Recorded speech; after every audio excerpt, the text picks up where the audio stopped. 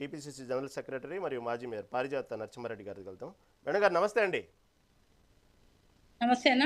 Madam గారు, ఆచార్యనకు, ఈ నరేంద్ర నిర్ణయం అన్నకు, ఈ మీకు నిర్ణయం ఏదైతే తీసుకున్నారో అది అభివృద్ధి కోసం తీసుకున్న నిర్ణయమా లేకపోతే రాజకీయ వ్యూహమా? అంతేకాకుండా మహిళల కోసం రిజర్వేషన్ల అమలుకు తీసుకున్నటువంటి అంశం కాబట్టి ఒక మహిళగా మీరు స్వాగతిస్తున్నారా, లేకపోతే ఇది కేవలం రాజకీయ వైరుధ్యం అంటూ ఒక పార్టీ పరంగా మీరు దాన్ని విమర్శిస్తున్నారా? ఏమంటారు మీ అభిప్రాయం? అన్న, ముందుగా మన కేంద్ర ప్రభుత్వానికి ఒకటే సూచన, అంటే ఏ నిర్ణయాలు తీసుకున్నా కూడా మహిళలకు అనుకూలంగా తీసుకోవచ్చు, కాదంటలేను. కానీ ఎప్పుడైనా ఒక రాజకీయ పార్టీ నిర్ణయాలు తీసుకునే దాని వెనుక కొంత ఆంతర్యం ఉంటుంది. ఆ ఆంతర్యము బీజేపీలో కొట్టొచ్చినట్టు కనిపిస్తుంది మనకి. ఏంటిదంటే 2011 సెన్సెస్ ప్రకారము ఈ యొక్క బైఫర్కేషన్ చేస్తే, అంటే ఈ రిజర్వేషన్స్ పెంచడం కానివ్వండి, ఇంకోటి కానివ్వండి, ఎప్పుడైనా మనం ఎప్పుడు పెంచాలనుకుంటున్నామో అప్పుడు జనాభా ప్రతిపాదిక చూసుకొని పెంచితే గనక న్యాయం అవుతుంది. కానీ 2011 సెన్సెస్ ప్రకారం పెంచి ఇప్పుడు అన్నం పెట్టినట్టే పెట్టి మళ్ళీ వెనుకకెళ్ళి కొట్టినట్టు చేస్తే ఏమవుతుందంటే, ఇది ప్రభుత్వం ఇస్తున్నట్టు అనిపిస్తున్నా కూడా ఇక్కడ న్యాయం జరగదని నా ఒపీనియన్. నిజంగా చెప్పాలంటే మహిళలకు పెద్దపీట వేసింది కాంగ్రెస్ ప్రభుత్వము. కాంగ్రెస్ పార్టీ ఇచ్చినటువంటి పథకాలే తప్ప మహిళలకు ఏ ఒక్క అవకాశం కూడా ఈరోజు కేంద్ర ప్రభుత్వం కల్పించలేదు. ఇప్పుడు మహిళలను అడ్డం పెట్టుకొని మహిళలతో రాజకీయం చేయాలనుకొని ప్రతి రాష్ట్రంలో లోక్సభ సీట్లు పెంచుతున్నాము, అసెంబ్లీ సీట్లు పెంచుతున్నాము అని చెప్తున్నారు. మంచిదే, ఎందుకంటే ఒక మహిళగా నేను కూడా గర్విస్తా.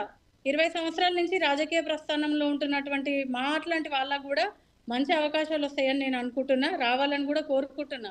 కానీ దీంట్లో ఏమవుతుందంటే ఈ సెన్సెస్ ప్రకారం కాకుండా ప్రస్తుతంగా జనాభా లెక్కల ప్రకారం, అంటే ప్రస్తుత ఇప్పుడు ప్రజెంట్గా ఈ సెన్సెస్ చేసి ఈ ముందుకెళ్తే బాగుంటుందని నా ఒపీనియను. నాలాంటి ఎంతోమంది మహిళలు రాజకీయంగా అటు ముందుకెళ్ళలేక ఇటు వెనక్కి రాలేక ఇబ్బందులు పడుతున్నటువంటి చాలామంది మహిళలు ఈరోజు అన్నీ వదులుకొని, కుటుంబాన్ని వదులుకొని ఈరోజు రాజకీయాలలోకి వస్తున్నారు. రాజకీయాలలో వాళ్ళ ప్రతిభను చూపిస్తూ ఉన్నారు.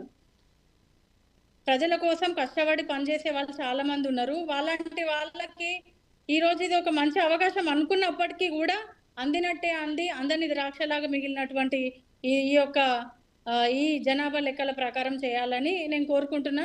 ముఖ్యంగా మన తెలంగాణలో ఉన్నటువంటి అసెంబ్లీ నియోజకవర్గాలకి మినిమం 60 పెరుగుతున్నాయి అంటే నిజంగా చాలా సంతోషం. అలాగే లోక్సభలో కూడా పెరుగుతున్నాయి.